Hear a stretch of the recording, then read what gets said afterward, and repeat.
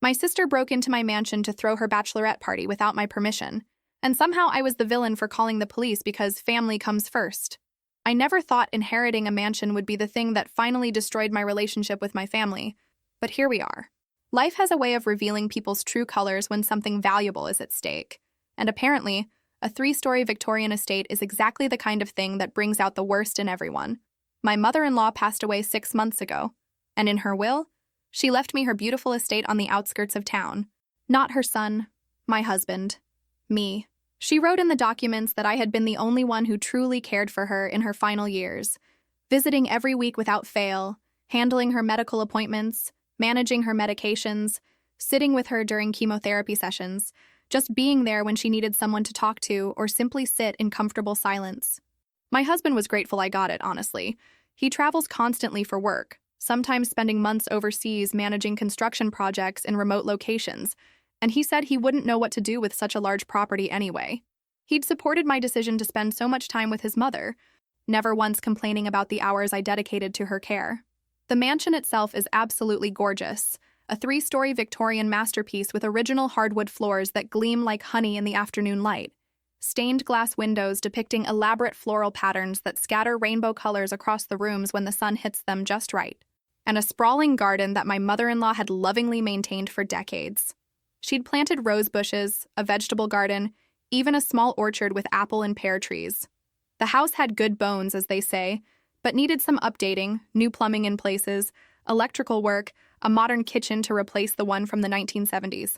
We'd been slowly preparing it for renovations, getting quotes from contractors, planning to eventually move in once my husband's current project wrapped up overseas in about 8 months. In the meantime, it sat empty. The utilities kept running, but no one living there, which apparently gave my younger sister ideas. My sister and I have never been close. She's 28, 5 years younger than me, and has spent most of her adult life bouncing from one disaster to another like a pinball machine set on self-destruct mode.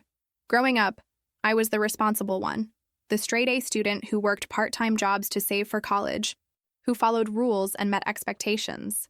She was the wild child, the one who stayed out past curfew, who got caught shoplifting at 15, who wrecked her first car 3 weeks after getting her license.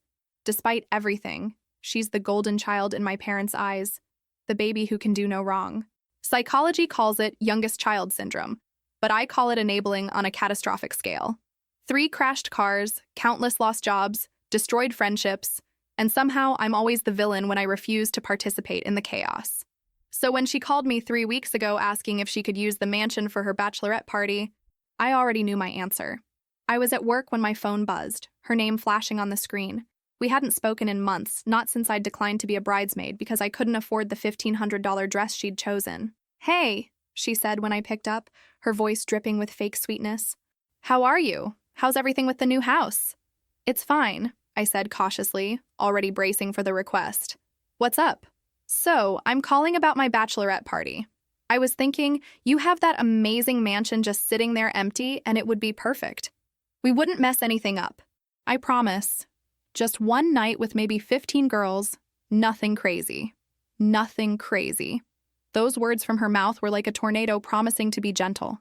Her 21st birthday party ended with someone's car in the venue's pool and $2,000 in damages. Her college graduation party had the police called 3 times. The last party at my parents' house required professional cleaners and new carpeting. "No," I said firmly. "The house isn't ready for guests. And honestly, even if it was, I don't think it's a good idea." The line went silent for a moment, and I could practically feel the temperature drop through the phone. Then she laughed, this sharp, disbelieving sound that had no humor in it whatsoever. "Are you serious right now? It's my bachelorette party. This is supposed to be one of the most important nights of my life, and you're just going to say no without even thinking about it?" "I did think about it," I replied, keeping my voice level even though my heart was starting to race with that familiar anxiety that came from confronting her. "And my answer is no. The house isn't available for events. There are plenty of other venues you could rent." "Other venues cost money," she snapped, the sweetness evaporating instantly like water on a hot skillet. "You have this massive house just sitting there empty, collecting dust, and you won't let your own sister use it for one night? What kind of person are you? What kind of sister does that?" "The kind who learns from past experience," I wanted to say. "The kind who's tired of being treated like a doormat." The kind who's watched you destroy every good thing in your life and refused to take responsibility for any of it. Instead, I kept my voice level and tried to maintain some semblance of familial diplomacy. I'm sorry, but my answer is no. The property isn't insured for events yet. There's renovation work scheduled to start soon, and I'm not comfortable with it.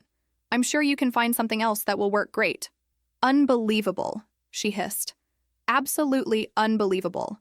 You get this huge inheritance, this mansion that you didn't even earn, and you can't do one simple thing for your sister. Mom and Dad are going to hear about this. You know, they're going to know exactly how selfish you're being. And there it was. The threat to sick our parents on me. The same tactic she'd used since we were kids. Run to Mom and Dad, cry about how mean I was being, watch them swoop in to fix everything for her while lecturing me about family obligations. You do what you need to do, I said quietly. But my answer isn't changing. Goodbye. I ended the call before she could say anything else, my hands shaking slightly as I set the phone down. I was at work, trying to focus on a quarterly report that was due by end of day, and now I had this knot of anxiety sitting in my stomach. Within an hour, my phone exploded with calls and messages from my family. My mother's voice was tight with disappointment. My father went for the stern approach. My sister called back crying. The messages ranged from disappointed to accusatory to outright hostile, all variations on the same theme. I was selfish, cruel, jealous, and a terrible sister. I finally turned my phone on silent and tried to ignore the knot forming in my stomach. My husband called from overseas that evening, and I filled him in on the drama. The connection was spotty, cutting in and out, but I managed to tell him the whole story. He sighed heavily, and I could picture him rubbing his face the way he did when he was frustrated. Your family, he said, not unkindly. They've always had trouble with boundaries. You know that, right? This is textbook dysfunction. That's putting it mildly, I muttered, pacing around my small apartment living room. But I did the right thing, didn't I? I'm not being unreasonable? Because they're making me feel like I'm this terrible person for saying no to something that's completely reasonable to refuse. You absolutely did the right thing, he assured me firmly. That house is your property, your responsibility. And you know what your sister's like. You've told me the stories. Don't let them guilt you into something you'll regret. They're good at that, making you feel like you're the problem when you're actually the only one setting healthy boundaries. The next few days were absolutely exhausting in a way that only family drama can be. My mother showed up at my apartment unannounced on Wednesday evening, right as I was settling in with takeout after a long day at work. She didn't call first, didn't text to ask if it was a good time, just knocked on my door and stood there with her arms crossed when I opened it. We need to talk, she announced, pushing past me into my living room before I could even invite her in.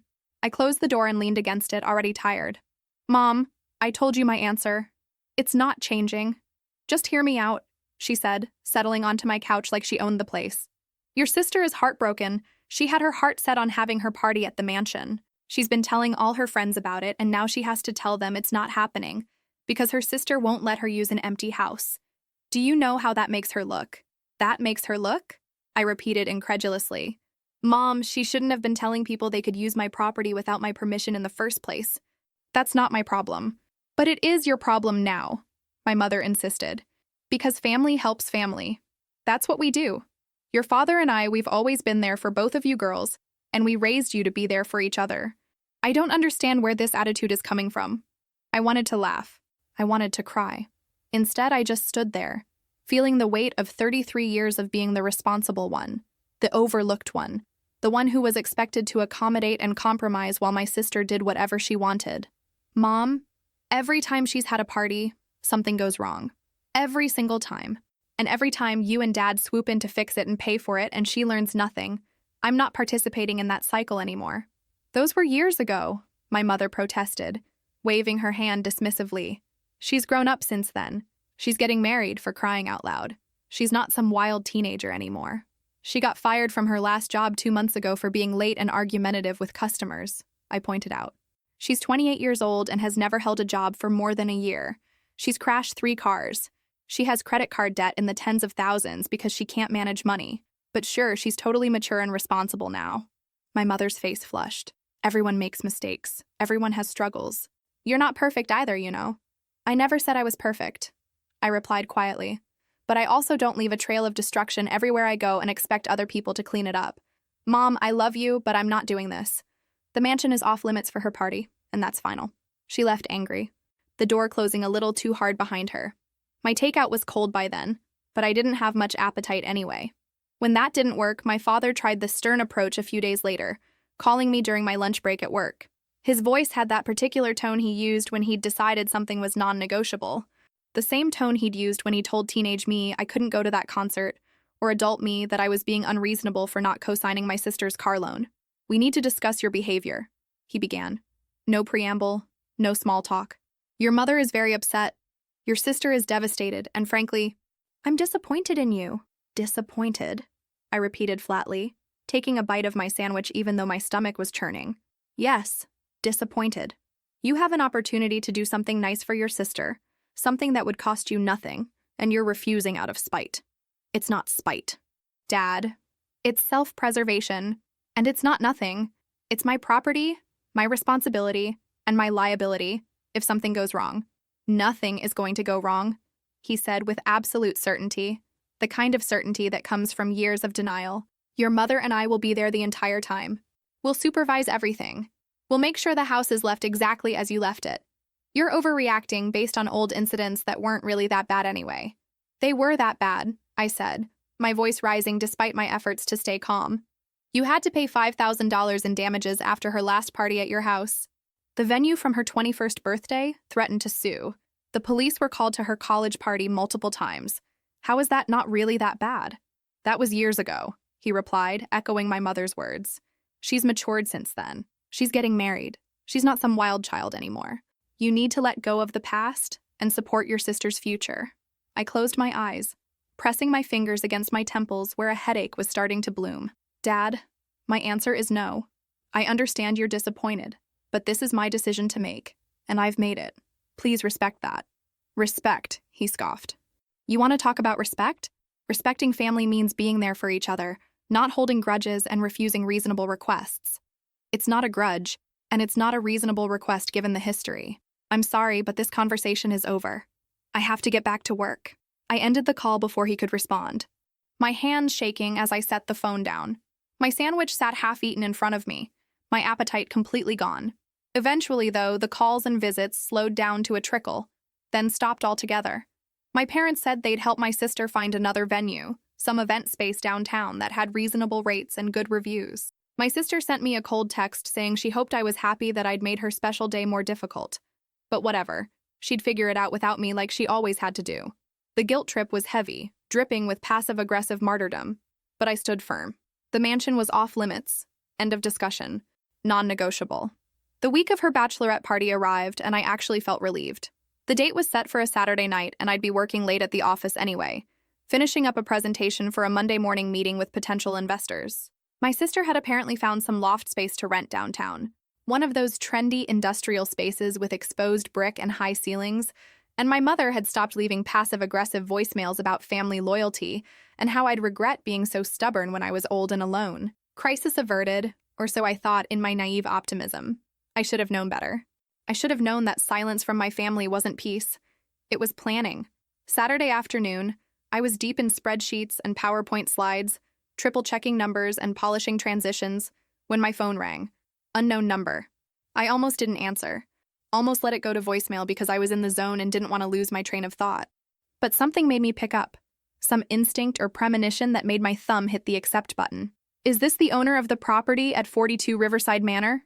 a professional female voice asked, crisp and official. My blood ran cold. My heart literally skipped a beat, and I felt my stomach drop like I was on a roller coaster. Nobody should be calling me about that address. Nobody should even be at that address. "Yes, this is she. Who's calling?" "This is Officer Patricia Chen from the local police department. We're currently at your property responding to a noise complaint and a report of possible trespassing. Are you aware that there's currently a party happening at this address?" The room spun. I gripped the edge of my desk, knuckles white. "What?" "No. There shouldn't be anyone there. The house is supposed to be empty. It should be completely empty and locked up."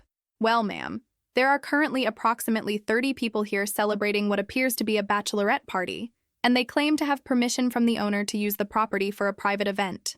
The neighbors called in a noise complaint about loud music and people in the backyard. We need you to confirm whether this event is authorized or if these individuals are trespassing on your property." 30 people. Not the 15 my sister had originally mentioned, but 30.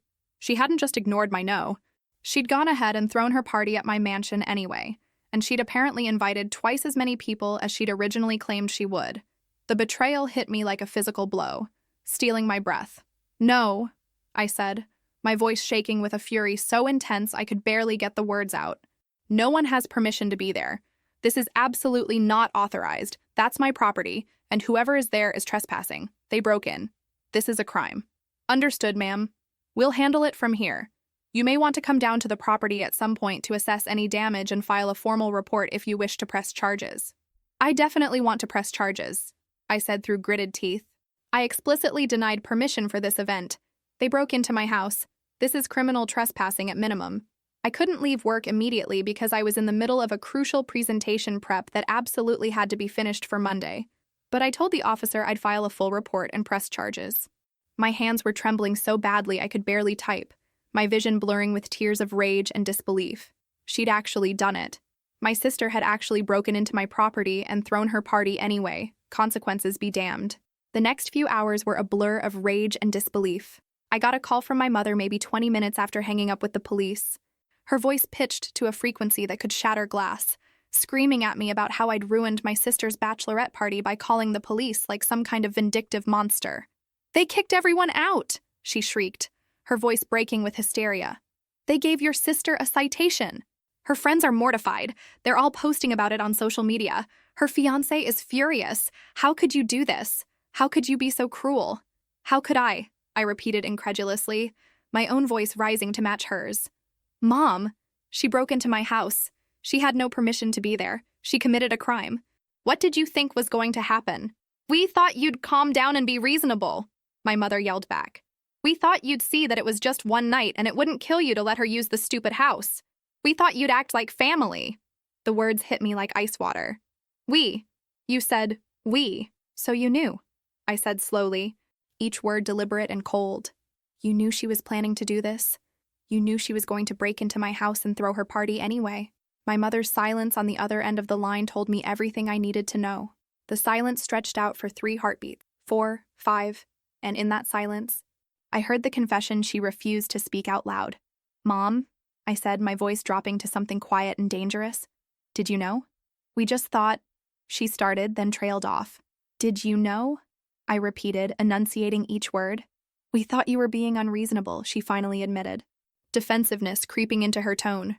"We thought if she just went ahead and did it, you'd see that it wasn't a big deal, and everything would be fine. We thought you'd get over it." They'd all known. My parents, probably my sister's friends, maybe even her fiancé. They'd all decided collectively that my no didn't matter, that I was being unreasonable and dramatic, that they could just ignore my explicit refusal and do whatever they wanted with my property. They'd decided my boundaries were suggestions, not actual limits to be respected. "I have to go," I said, and ended the call before she could say anything else. Then I blocked my mother's number, my father's number, and my sister's number. 3 quick taps, and suddenly I was unreachable to the people who were supposed to love and respect me most in the world. I was done. Completely, utterly, irrevocably done. When I finally made it to the mansion that night, after finishing my presentation prep in a fugue state of barely contained rage, I found evidence of forced entry on the back door. Someone had taken a crowbar or similar tool to the lock, breaking it completely, splintering the wooden doorframe where the bolt should have seated. The door hung slightly ajar, and my heart sank as I pushed it open fully and stepped inside. The aftermath of a party that had been hastily abandoned lay before me like a crime scene. Red plastic cups everywhere, dozens of them, scattered across the kitchen counters and floating in the sink. Empty bottles of cheap champagne and vodka lined the marble countertops. Someone had dragged furniture around to create a makeshift dance floor in the main living room, shoving my mother-in-law's antique settee against the wall and rolling up the Persian rug that had been in her family for generations. There were heel marks gouged into the original hardwood floors, deep scratches from someone who'd apparently thought dancing in stilettos on 100-year-old wood was acceptable. Sticky residue from spilled drinks stained the kitchen island, and when I opened the downstairs bathroom door, I found makeup smeared on the hand towels and what looked like vomit splatter that someone had half-heartedly wiped up and then given up on. The police report, which Officer Chen had left on the kitchen counter, said they'd dispersed approximately 30 people, cited my sister for criminal trespassing with a fine of $800, and warned everyone present that the property owner might press additional charges. Several people had been cited for open containers of alcohol in public view through the windows. The neighbors apparently had been calling in complaints for over an hour before the police finally arrived. I sat in the empty mansion, surrounded by the mess my sister had left behind like a calling card of her contempt for me, and felt something fundamental break inside me. Not heartbreak. Exactly. More like the final severing of an obligation I'd been carrying my whole life like a heavy backpack full of stones. The obligation to care about someone who clearly didn't care about me at all. To maintain a relationship with people who saw me as a resource to be used rather than a person to be respected. I took photos of everything. Every broken lock, every stain, every scratch, every piece of evidence. Then I sat on the front steps of the mansion as the sun set, called my husband overseas, and cried until I had no tears left. 3 days later, the real bomb dropped. My father called from a different number, getting past my block, and his voice was tight with barely contained panic, mixed with something that might have been shame. "We need to talk," he said without preamble. "It's about the party. There's been a development." "I have nothing to say to you," I replied coldly, still raw from the betrayal. "You all knew what she was planning, and you let it happen. You enabled her to commit a crime against me. There's nothing left to discuss. There were drugs," he said abruptly, the words tumbling out like he needed to say them quickly before he lost his nerve. "At the party, the police found marijuana. Multiple bags of it, and there were kids there, minors, 17, 18 years old, drinking. The police documented everything, took names, took photos, wrote reports. This is spiraling into something much bigger than we anticipated." I felt my stomach drop like an elevator with cut cables. For a moment, I couldn't breathe, couldn't process what he was telling me. "What?" I finally managed to choke out. "Your sister invited some girls from her fiancé's younger sister's friend group," my father continued, his voice heavy with defeat. "They were teenagers, 17 and 18, high school seniors. Apparently, someone brought vodka, someone else brought marijuana, and these kids were partaking. Their parents are threatening to sue everyone involved for contributing to the delinquency of minors, endangering children, providing alcohol to minors, you name it. Everyone who was there at the party got citations for various violations. This is a complete disaster, and it's getting worse by the day." A disaster of their own making, I thought, but the words felt hollow even in my own mind. Yes, they'd created this situation, but now actual teenagers were caught up in it. Kids who'd probably thought they were just going to a fun party and ended up with police records. "That's not my problem," I said instead, trying to keep my voice steady even as part of me recoiled at how callous it sounded. "I didn't invite anyone to that party. I explicitly forbade it from happening. I called the police on criminals who broke into my property. Whatever legal consequences your daughter faces, she earned them. But you called the police," my father said, as if this was somehow my fault, as if I'd committed the real transgression here. "If you hadn't involved them, if you'd just let it go, none of this would have come out. The kids would have had their fun and gone home, and no one would have been any the wiser. But you had to escalate it, had to make it into this big federal case, and now everyone's lives are being ruined. The audacity of it, the sheer mental gymnastics required to make me the villain in this scenario, left me momentarily speechless. If she hadn't broken into my property," I finally said, enunciating each word carefully, "there wouldn't have been anything for the police to find. If she hadn't invited minors to drink alcohol and do drugs, there wouldn't be legal consequences for providing those things to minors. If you and Mom hadn't enabled this behavior for her entire life, maybe she would have developed the judgment not to do any of this. Don't you dare try to make this my fault. She made her choices. She's an adult, supposedly. She can face the consequences." "But the settlements," my father started. "Not my problem," I interrupted. "You want to drain your retirement savings bailing her out again? That's your choice. But don't expect me to participate. Don't expect me to pretend this is anything other than what it is. The inevitable result of 3 decades of enabling and excuse-making finally catching up with all of you." The call ended badly, as I'd known it would. My father hung up on me this time, unable or unwilling to hear what I was saying. And honestly, I didn't care anymore. I was done trying to make them understand, done hoping they'd finally see the pattern they'd created. Over the next week, I got the full story through a mutual friend, someone who'd gone to high school with both me and my sister, and still kept tabs on our family's drama through social media and the local gossip mill. Apparently, the party's aftermath had spread through their social circle like wildfire, with multiple people at the event receiving citations for various violations ranging from public intoxication to possession of controlled substances. The parents of the minors had initially threatened massive lawsuits, talking about pressing charges for contributing to the delinquency of minors, child endangerment, and a host of other legal actions that carried serious consequences. My parents, already financially strained from years of bailing my sister out of various disasters, had been forced to drain their savings to make the problems go away, paying tens of thousands of dollars in settlements and legal fees to avoid criminal prosecution. But the biggest bombshell, the one that made my jaw drop when my friend told me, was that my sister's fiancé had called off the wedding. Not because of the police situation, though that certainly couldn't have helped his opinion of my sister's judgment and decision-making abilities. No, apparently, the party itself had been quite well documented on social media before the police arrived. Multiple attendees had been posting photos and videos to their stories, sharing snippets of the celebration for their followers. And sharp-eyed friends, including some of the fiancé's buddies, noticed my sister getting very cozy with one of the male entertainers they'd hired for the party.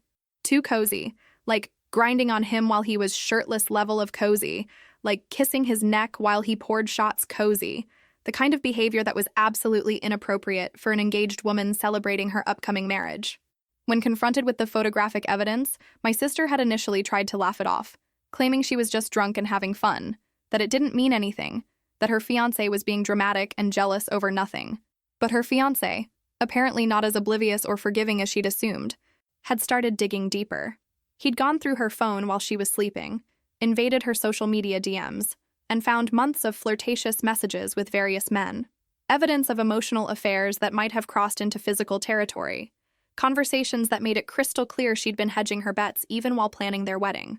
There were messages with her personal trainer, discussing meeting up at his place when he wasn't busy. There were exchanges with a former coworker, reminiscing about their one wild night together and how they should do that again sometime. There were messages with random guys from dating apps that she'd apparently never deleted her profiles from, even after getting engaged. The evidence was damning, a clear pattern of behavior that showed she'd never really been committed to the relationship in the first place. Her fiancé had ended things immediately. No second chances, no couples therapy, no long conversations about rebuilding trust. Just done. He'd told her to pack her things, moved her stuff into her parents' house while she was at work, changed the locks on their shared apartment, and blocked her on every platform imaginable. And honestly, after hearing the full story, I couldn't blame him even a little bit. My sister had a lifelong pattern of self-destructive behavior, burning through relationships and opportunities with equal enthusiasm. And apparently, fidelity was just another rule she thought didn't apply to her because rules were for other people. My parents were devastated, according to my friend who'd gotten this information from my mother's sister, my aunt who'd always been the more reasonable member of that generation. Not just because of the broken engagement, though they'd apparently already paid for a significant portion of the wedding venue and catering, but because the legal fees and settlements were actually genuinely bankrupting them. They'd spent over $40,000 trying to fix my sister's mess, paying off the parents of the minors, covering her criminal defense attorney's fees, dealing with the property damage claims. My father's retirement fund, which he'd been contributing to for 40 years, had been completely wiped out. They'd taken out a second mortgage on their house just to cover the costs. And my sister, the cause of all this financial devastation, had moved back into their house with no job, no prospects, no savings, and a criminal record that would make finding employment exponentially harder than it had been before. I felt a grim satisfaction knowing that for once in her life my sister was facing real consequences that couldn't be immediately fixed with my parents' money or excuses. But I also felt nothing but coldness toward my parents, a numbing emotional distance that felt like permafrost. They'd enabled her for years, always bailing her out, always making excuses, always expecting me to accommodate her chaos and treating me like I was the problem when I refused. And when I'd finally said no, when I'd finally drawn a line in the sand and said this far and no further, they'd helped her commit a crime against me. They'd conspired with her to violate my boundaries and my property rights. The message was clear as crystal. Their love had conditions, and I'd failed to meet them by refusing to be the family doormat, by insisting on being treated with basic respect and consideration. My husband returned from his business trip 2 weeks after the party incident, and I broke down telling him everything. I'd been holding it together, maintaining my composure at work and in public, but the moment he walked through our apartment door and pulled me into a hug, I completely fell apart. He held me while I cried. Not gentle tears, but ugly, gasping sobs that came from somewhere deep in my chest. Not from sadness exactly, but from the sheer stress of it all. The weight of years of family dysfunction finally crushing down on me like an avalanche I'd been trying to outrun 3 decades. "We're pressing charges," he said firmly once I'd calmed down enough to breathe normally. "Full charges for the property damage, for the trespassing, for everything. Criminal and civil. I don't care if it's your sister. I don't care if your parents think we're being cruel. She needs to face consequences. And your parents need to stop enabling her, even if we have to financially ruin them to make it stop. They'll never forgive me," I whispered, my voice hoarse from crying. "Good," he said bluntly, his jaw set in that way that meant he'd made up his mind and nothing would change it. "Because you shouldn't forgive them either. They've treated you like garbage your entire life, always putting her first, always expecting you to sacrifice and accommodate and make yourself smaller. This was the final straw. We're done with them, completely done." He was right. I knew he was right. But knowing it didn't make it hurt any less. Didn't fill the hollow ache in my chest where my family used to be. 1 month after the party, my sister showed up at my apartment. I don't know how she got past building security, maybe she tailgated someone, but suddenly she was pounding on my door at 9 in the evening, screaming loud enough that my neighbors could definitely hear. "Open this door!" she yelled. "Open it right now! You owe me an explanation!" I looked through the peephole and saw her face, red and blotchy with rage. Part of me wanted to just call the police and be done with it. But another part, some stubborn piece of me that still remembered when we were kids and not quite enemies yet, made me open the door a crack with the chain lock still engaged. "What do you want?" I asked coldly. "What do I want?" she repeated, her voice dripping with venom. "You destroyed my life. You called the cops on my party. You got me arrested. My fiancé left me because of you, and now you won't even talk to me. Your fiancé left you because you were cheating on him," I said flatly. "That had nothing to do with me. I wasn't cheating. Those messages meant nothing. He was just looking for an excuse to bail because you made such a scene with the police." I almost laughed at the delusion. "I made a scene? You broke into my house. You threw an unauthorized party on my property. You invited minors who drank alcohol. There were drugs. You committed multiple crimes, and somehow I'm the villain in your story? It was just a party," she screamed. "It was one night. You could have looked the other way. You could have been a decent sister for once in your life." "A decent sister?" I repeated slowly. "You want to talk about being a decent sister? How about respecting someone's property? How about respecting someone's decision when they say no? How about not committing crimes?" She tried to shove the door, but the chain held. "Mom and Dad are broke because of you. They had to pay all these legal fees and settlements, and it's all your fault." "It's your fault," I corrected. "You made the choices. You threw the party. You invited minors. You had drugs at an event. Those are your consequences, not mine." "I'm living in their basement," she yelled, tears starting to stream down her face now.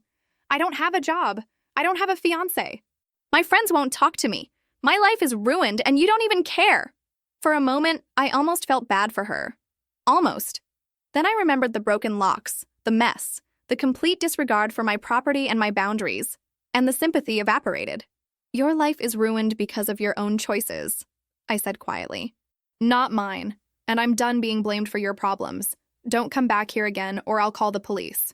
I closed the door on her screaming and locked it. Then I called building security to report the incident and make sure she was removed from the property. My hands were shaking again, but this time it was from adrenaline, not fear. My husband came out of the bedroom where he'd been listening to the whole exchange. "You okay?" he asked gently. "No," I admitted, "but I will be." The next development came from an unexpected source, a lawyer's letter. My sister was being sued by one of the parents whose minor daughter had been at the party. Despite the settlement my parents had paid, this particular parent wanted additional damages, claiming emotional distress or something. The letter was CC'd to me as the property owner, though I wasn't named as a defendant since I'd explicitly denied permission for the event. But the real shock came 2 days later when my mother called from yet another new number.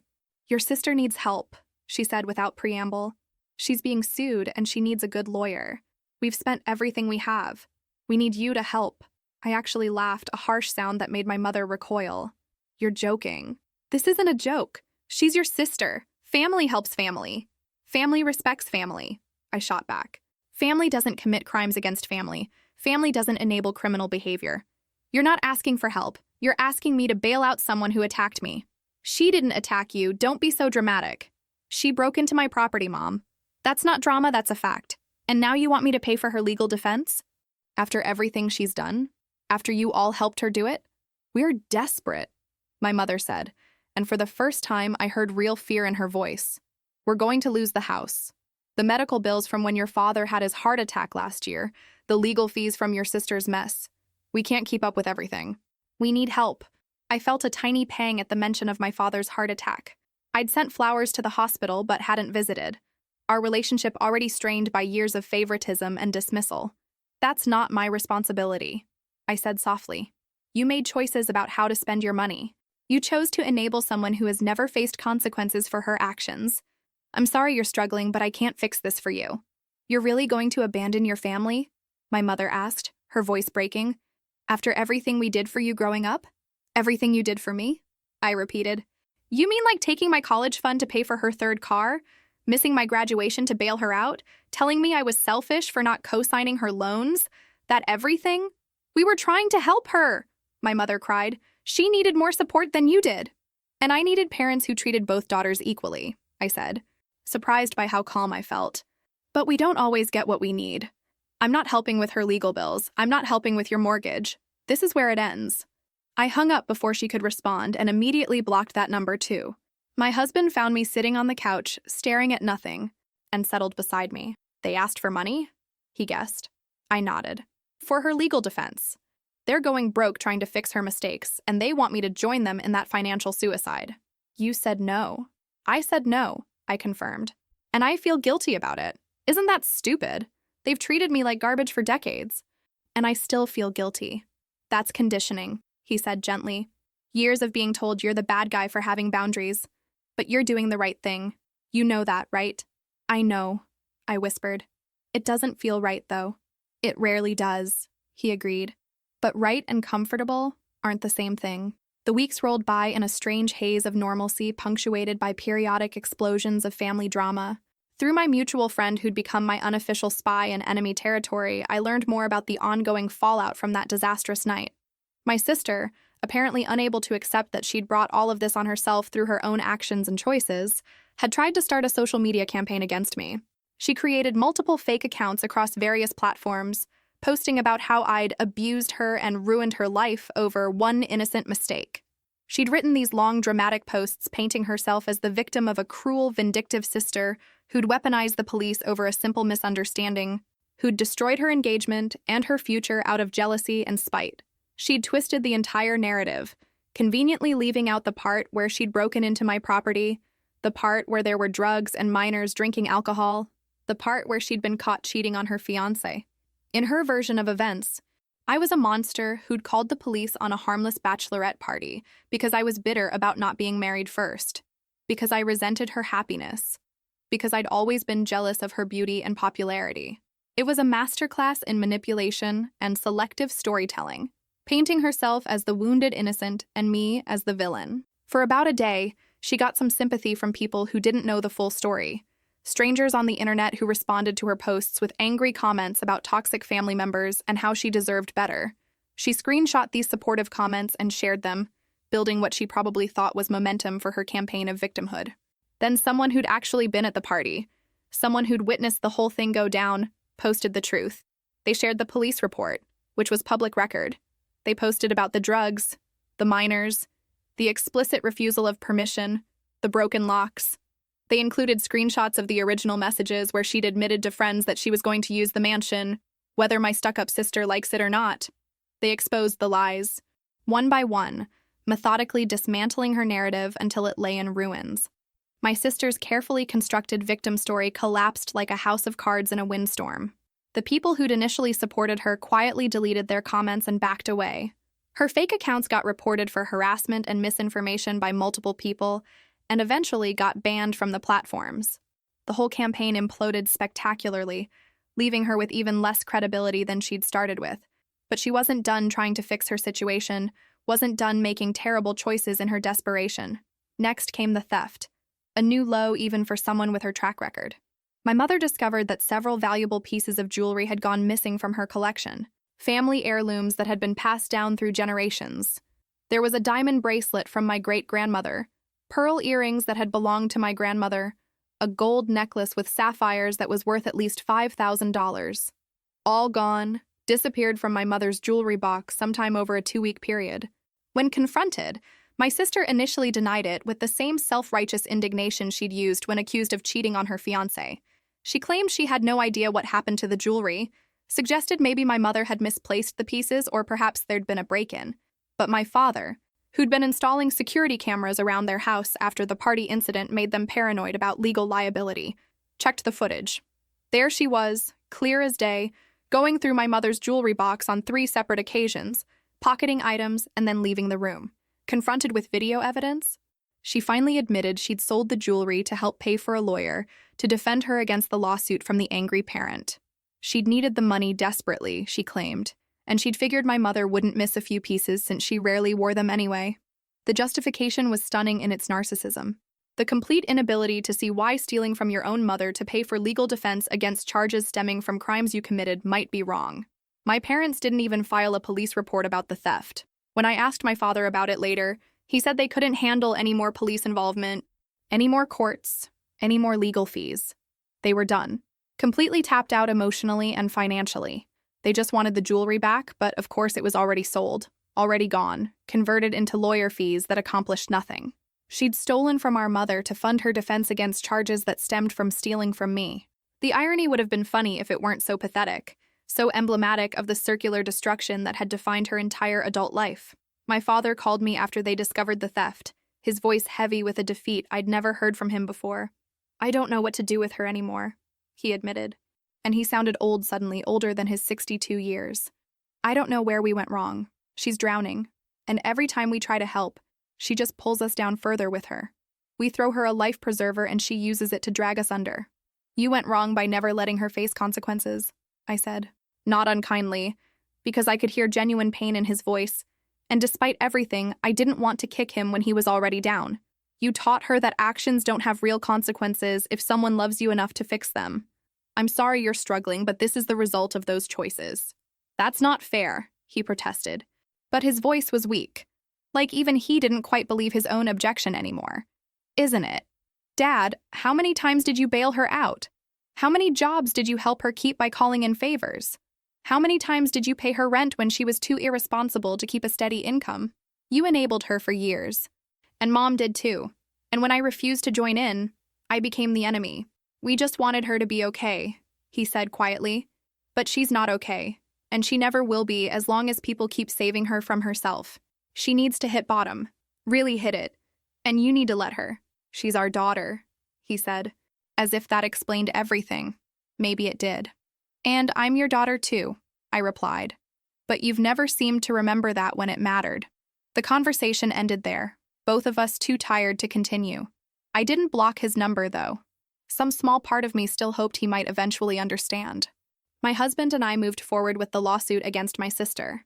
The damage assessment came back showing not just the broken locks, but water damage from spilled drinks, damage to the original hardwood floors from someone's high heels gouging the surface, and the cost of professional cleaning services to remove various stains. The total came to just over $12,000.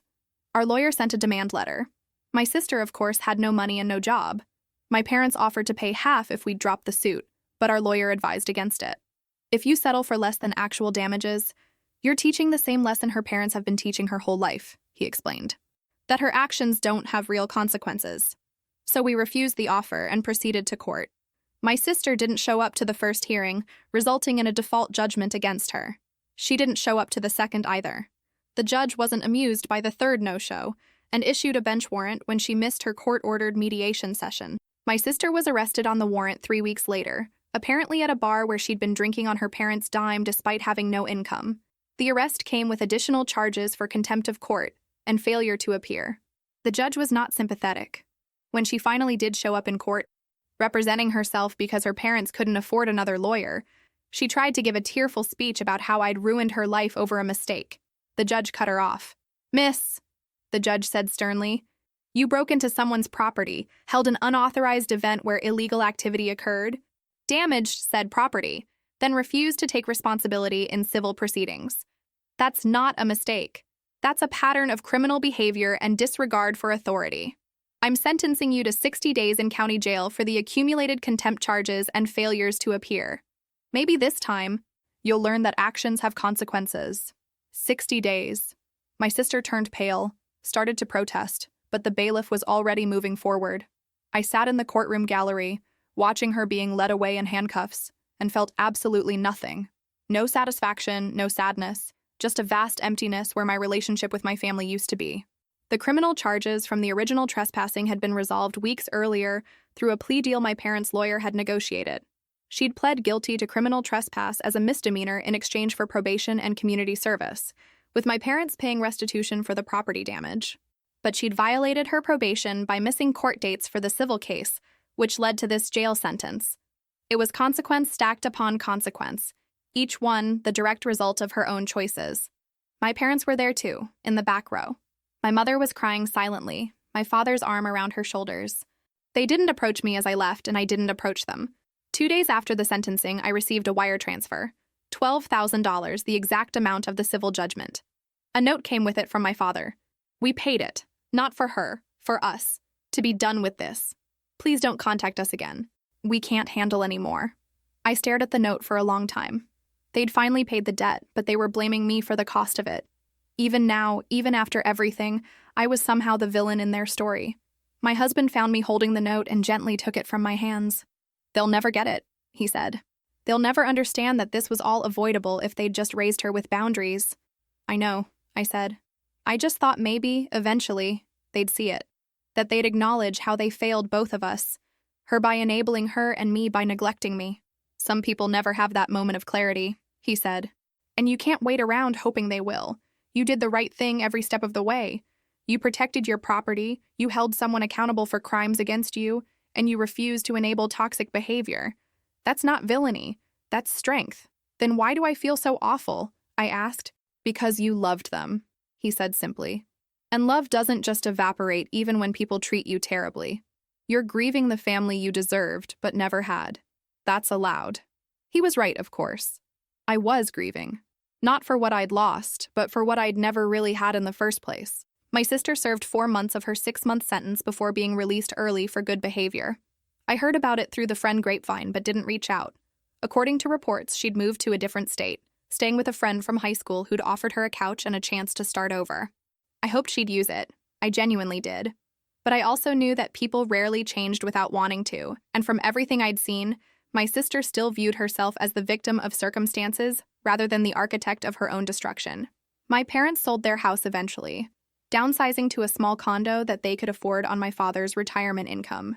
They'd spent their entire savings protecting my sister from consequences, and now they were paying the price in their golden years. I felt bad about that, truly. But I also knew that offering to help would only enable the same pattern that had led to this disaster. Sometimes love means letting people face the full weight of their choices. 6 months after everything finally settled, my husband and I moved into the mansion.